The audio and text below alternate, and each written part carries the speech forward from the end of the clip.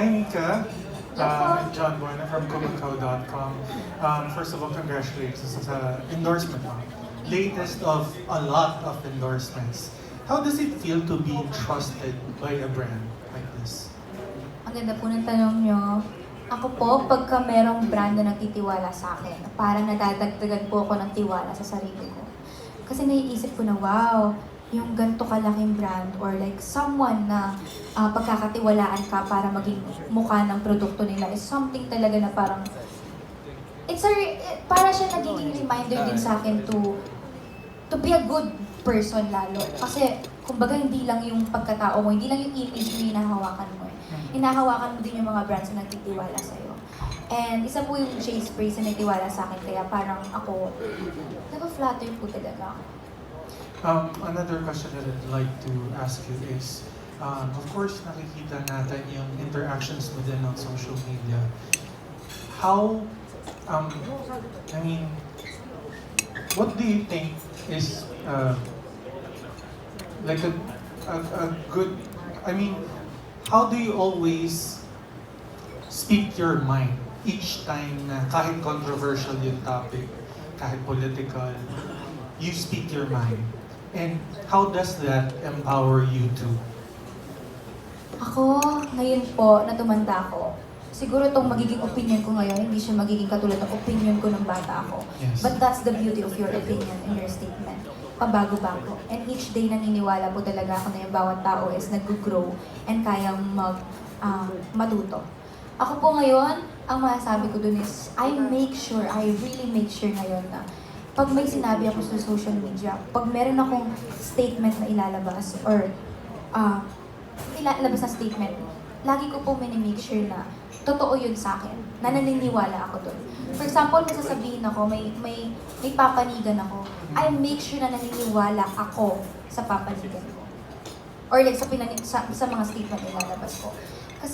Kasi in the future, pag tinanong sa'yo ulit yun, pag binalik sa'yo ulit yun, dapat alam mo kung paano sasagutin. And you stand by it. Yes. Aside from that, I'd like to also congratulate you about your book. No? Thank you po. Natutuwa naman ng fans. What's like the sweetest thing that their fan has said to you about your book? Grabe, araw-araw po nakaka-receive ako ng good reviews about Salipag and I bounce it back to God. Siguro ang pinaka maganda siguro na na-receive ko about Salipag is personal siya eh. Ang bata siya. Nasa hospital po kami noon. National Hospital po. Children's Hospital. And cancer patient siya na bata. And parang, hindi ko in-expect kasi bata pa siya, pero nakakabasa na siya. Nagpasalamat siya sa akin for giving him the book. Kasi sabi niya parang never pa siyang naka-receive ng libro. Or never pa siya actually naka-receive ng regalo. And nung binigay ko sa kanya yon, parang sabi niya, na hindi siya exactong sinabi niya, pero ang thought ng sinabi niya is iti-treasure niya yun hanggang sa pagtanda niya. And sana pa nagkita kami ulit, naaalala ko pa siya. And he completely yes. Yes. So ako, ang sagot ko sa kanya, ako dapat naaalala mo, yun nakasulat sa libro, kahit hindi niya na ako naaalala. Alright, thank you and congratulations again. Thank you so much po. Madam, we have more questions? Yes, we do. All right. Please, Madam, take it away. Hi, Ika Tessa from The Times. Hi, no, we just wanted to congratulate you. We were with Butch Bustamante also of Little Art Foundation.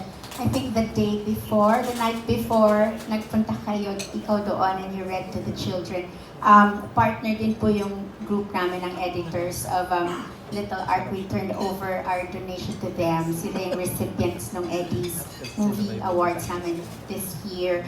We just wanted to ask you, kung, you know, how your experience was with the children. Kasi lahat yung cancer patients also, no? Was that also related to yung visit mo doon sa kinwento mo na bata? Ako po, para sa akin, eye-opener po siya eh. Parang, every time naman po na nag-visit ako sa ganun, pero this one is special kasi sobrang dami po nangyayari sa life ko, sobrang busy. And para silang, nung nandun po ako, nung binabasa ko sila ng libro, nung kinakantahan ko po sila, parang it reminded me na kung ano talaga yung, kung para saan talaga yung ginagawa ko. Kasi I know naman po na, for example, itong work ko, yung mga endorsement and everything, it's for me, it's for my family. Pero more than that, para din po siya sa mga bata talaga na tinutulungan ko or sa mga tao tinutulungan ko. Parang, tulad po ng mga sinasabi ko kanina, na-inspire din po ako talaga to do good. Kasi yung mga tao, mas makikinig sila eh. Yung platforma na meron ako ngayon, parang mas gusto ko po siyang gamitin para din mabigyan ng atensyon yung mga ganong bagay. Yung mga ganong bagay na hindi regularly naririnig ng mga tao, pero nandyan. It's existing, it's there. Gusto ko po magbigay ng more awareness about sa kanila. Going into your new endorsement, congratulations for this. I'm sorry kung mauulit na yung question, but can you just give us a brief insight into how this all came about? How nag-cross yung paths mo with Jay Colognes? Actually, Spray, sorry. Friends of friends po talaga eh. Like si Miss Kim, may friend siya na friend ko. Tapos pinakilala kami. And then nagkakilala kami, nagkausap. And then syempre, work. Hanggang sa nabuo na po yung J-Spray. Kaya nga po, actually ngayon po, kanina lang din ulit, na-realize ko na, shocks, grabe 8 years. 8 years sila talagang walang ambassador, walang face ng brand. Sabi ko, pero ganun kalakas na they're still here. Na nagbibenta pa rin, maaamoy mo pa rin yung product. Ibig sabihin, actually they don't need me eh. Pero kinuha pa rin nila ako. Kaya sobrang, wow, nakakataba ng puso. Kaya, thank you so much. Ayaw ni Jan kasi, no, but if we could just ask Miss Kim, is she here? She's over there at the... Yes. Yes po? Yes, I mean, since 8 years na, and now lang kayo nagkaroon ng endorser. So there must be something so special about Mika. Could you tell us Ako na lang po lalapit kay Miss Kim. Miss Kim, I do. Oo. Ayun. Sorry, could you repeat the question again, madam? But if For you the benefit of everybody? Well, I was just saying it's been 8 years since Jay Spray had an endorser. There must be something so special about Mika that you've decided to, ask her to endorse the brand. Ano yun? Ano po yun? Nakita po namin siya even before the PBB. So, yung during PBB na panood namin yung growth niya and everything which is fit for the brand and yung advocacy niya. So ano yung similarities ng brand tsaka with Mika that you saw? Actually po, yung Jay's Spray is family business siya. So, since Mika is palagi with me, so we did it yung for nung company namin. Thank you. And Mika, just for a little fun, when you spray these on, who would you like to say, I do too, pag ginamit mo yung I do? Or dapat siguro simulan ko muna sa kanina mo gustong sabihin yung be with you. Oh. Meron. Be with you, siguro pagka in-spray ko po yun. Oh. Kanina ko siya gustong sabihin. Be with my family, siguro. Huh? Okay. Sige naman. With my family, kasi syempre, sobrang miss na miss ko na po sila. Wala sila dito sa Pilipinas. So pag in-spray, sana nga po ganun yung pagka-spray mo, Magic, darating diba? sila, parang naamoy. Well, how about I do? I do naman. Ako po, pagka in-spray ko yung I do, or pag nagtanong ako, sana ang magsasabi sa akin ng I do, yung mga blessings. Okay.